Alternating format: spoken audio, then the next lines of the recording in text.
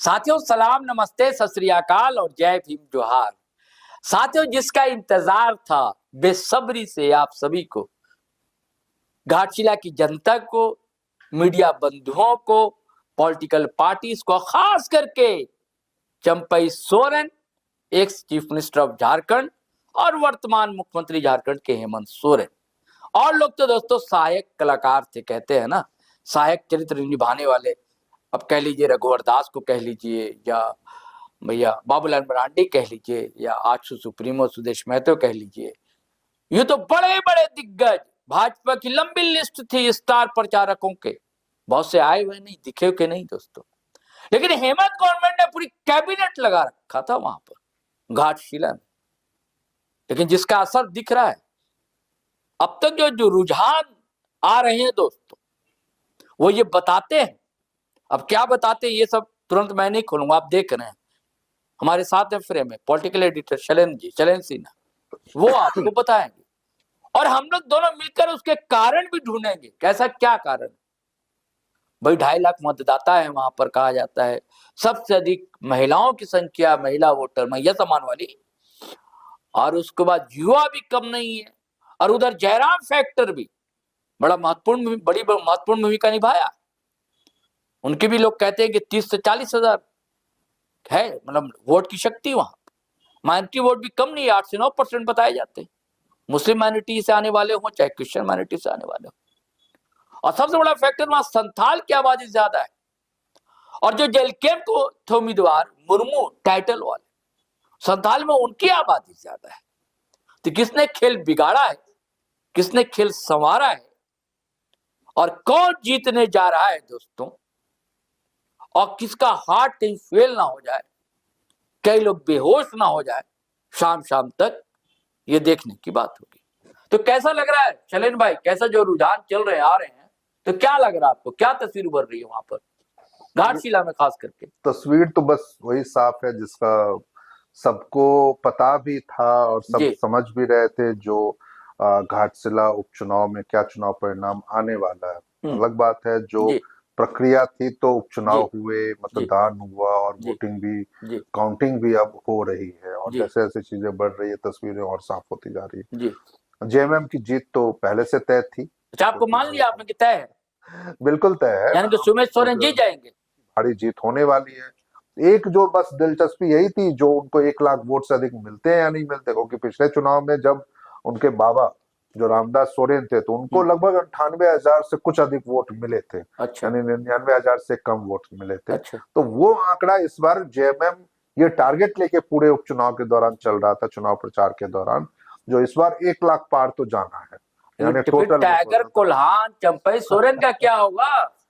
उनका अब क्या होगा वो तो बीजेपी उनका तय करवाएगी जी, जो उनको पूरी ताकत झोंक दी है, ताकत ही नहीं, नाक का सवाल था सब कुछ, यहाँ तक कि उन्होंने अंतिम समय में रोते हुए वो प्रेस कॉन्फ्रेंस तक कर बैठते हैं जी, और उसमें कहते हैं जो मेरे संघर्ष को आज गाली दी जा रही है, चीजें दूसरी कही जा रही, मेरे चीजों पे सवाल उठाए जा रहे हैं, तो वो सब कुछ जो था, या फिर आप समझिए ना, जो हमने अपने पिछले वीडियो में चर्चा भी की थी, जो कैसे चुनाव के दौरान जब वोटिंग हो रही है, उस बीच में चाईबासा का एक मुद्दा, जो नो एंट्री का मामला था, उससे संबंधित वो एक वीडियो डाल देते हैं। जी। और ऐसा नहीं है ना जो उनके ट्विटर हैंडल को लोग नहीं फॉलो कर रहे हैं, यानी कहीं ना कहीं आपको मतदान प्रभावित करने की भी आपने कोशिश करवा ली। उससे पहले तो जो आपने करवाया, कैसे मंत्री बिरुआ गायब हो गए, उसको मंत्री ढूंढने के लिए लोग वहां पहुंच गए, घाटशिला में जाके प्रेस कॉन्फ्रेंस कर लिया। यानी तमाम जो आप कहते हैं ना, ये केन प्रकारेण, साम दाम दंड भेद, सब नीति अपना कर, और उसके बाद जय श्री राम और मुसलमान, ये भी नारा ये सब भी बाबूलाल सोरेन ने करवाया था, जय श्री राम का नारा लगवाया, जबकि आज तक कभी जल जंगल जमीन छोड़ के कभी वो सोरेन ये सब करते नहीं थे, कभी नहीं उन्होंने किया। तो ऐसी तमाम वो कोशिशें उन्होंने कर ली इस चुनाव उपचुनाव के दौरान, प्रचार के दौरान, जिससे किसी भी तरीके से उनको वो जीत हासिल हो जाए।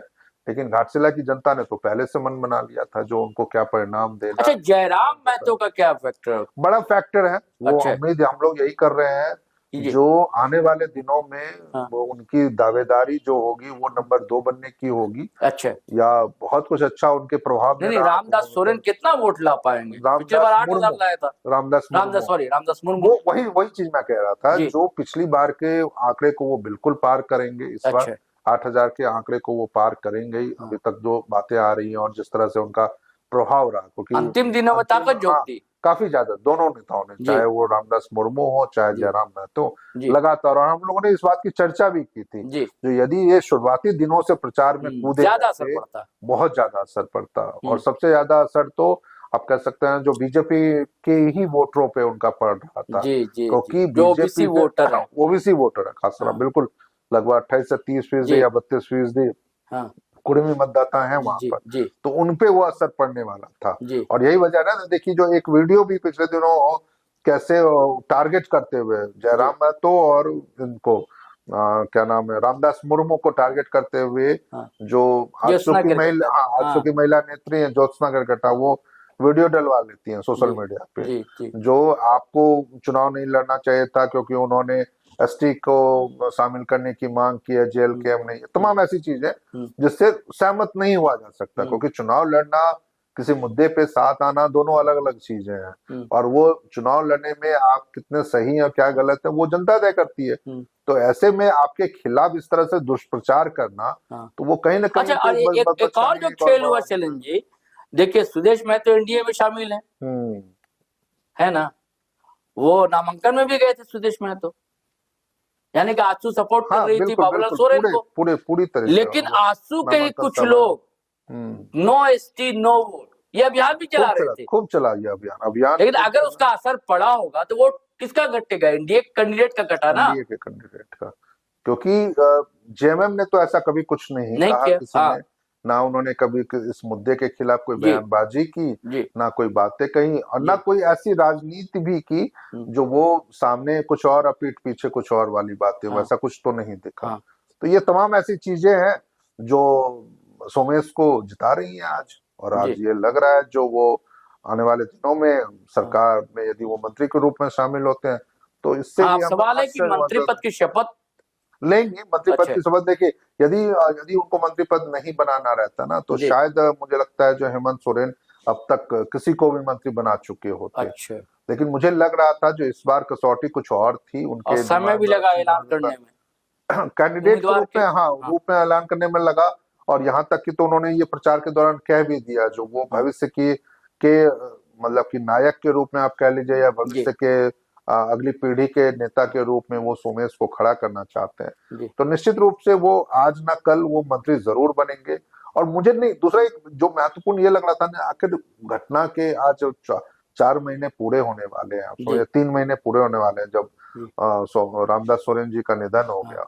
यदि उनको मंत्री बनाना होता ना किसी और को, तो फिर वो इंतजार नहीं करते अब तक का। लेकिन आज भी यदि वो बर्थ एक खाली है मंत्रिमंडल में, इसका मतलब है जो वो अब पहले जैसे मंत्री बना लेते ना, तो जो जैसे विक्टर सोरेन की एक बात, नाराजगी की बात आई थी, या तमाम वो चीजें भी था, या फिर वो हो सकता है जो कोल्हान टाइगर उनके मुकाबले खड़े होने वाले थे बाबूलाल सोरेन, तो उसका एक नकारात्मक कोई चीजें वैसी कोई मजबूत दावेदारी के रूप में, तो लोगों को, वोटरों को समझाने में असर हो सकता था।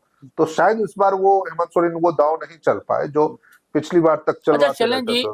मतलब अभी ये जो हम लोग रिकॉर्डिंग कर रहे हैं, हमको लगता है कि 12 बजे तक तस्वीर साफ हो जानी चाहिए। बिल्कुल बिल्कुल तस्वीर साफ हो जाएगी।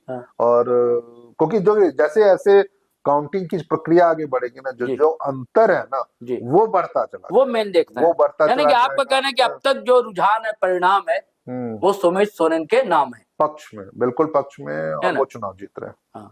वो चुनाव जीत रहे हैं। पंटाधार टाइगर कोल्हान का होने जा रहा वो भाजपा तय करेगी। नहीं बताइए, बाबूलाल सोरेन, देखिए आज बाबूलाल सोरेन का कैरियर था खत्म हो रहा है, अब अगली बार शायद मुझे नहीं लगता भाजपा टिकट देगी नहीं देगी। देखिए भाजपा का अब तक कम से कम घाटशिला में ये रिकॉर्ड रहा था जो वो कभी भी अपने उम्मीदवारों को ना रिपीट नहीं करती थी चुनाव में। यानी जिसने 2019 अरे एक बार तो बीजेपी जीती भी है वहां पर। हाँ, एक बार लक्ष्मण टूडू जीत, 2014 में लक्ष्मण टूडू जीत चुके हैं। तो 2019 में जो चुनाव में मैदान में रहे, वो 2024 में नहीं रहे। जी जो 2014 में थे वो 2019 में उम्मीदवार नहीं बने थे। जी तो ये तमाम ऐसी चीजें रही हैं जो हर बार वो कैंडिडेट बदलते रहे, लेकिन पहली बार ऐसा मौका था जब इस बार रिपीट किया गया। तो ऐसे में अब इसकी संभावना तो बिल्कुल जीरो होती नजर आ रही है। जो अगली बार जब 2029 में चुनाव होंगे जी विधानसभा के, तो वहां पर बाबूलाल सोरेन चाहे चंपई सोरेन ऐसे कोई उम्मीदवार खड़े होंगे। चलिए साथियों, अब तक जो तस्वीर, जो रुझान मिल रहे हैं हम लोगों को, वो शेयर किया आपसे हमने। 12 बजे के बाद फिर हम हाजिर होंगे नए वीडियो के साथ। फिर हम नई तस्वीर से आपको जो उजली होती है, सफेद होती है, चमकदार होती है, उसको हम बताएंगे आपको दोस्तों। और अलग से एक वीडियो जो भी बताएंगे कि अब झारखंड की राजनीति पर टागर कोल्हान, चंपई सोरेन और घाटशिला के चुनाव परिणाम का क्या असर पड़ने वाला है, बाबूलाल सोरेन का फिर क्या होगा, इस पर भी हम लोग दोस्तों चर्चा करेंगे। चलिए चलते हैं, इजाजत दीजिए, आज्ञा दीजिए। लेकिन वही गुजारिश है कि अगर आपने वीडियो शेयर नहीं किया है, धड़ाधड़ कर लीजिए, और सब्सक्राइब नहीं किया है चैनल तो वो भी कर लीजिए। आज्ञा दीजिए, इजाजत दीजिए। जय हिंद, जय भारत।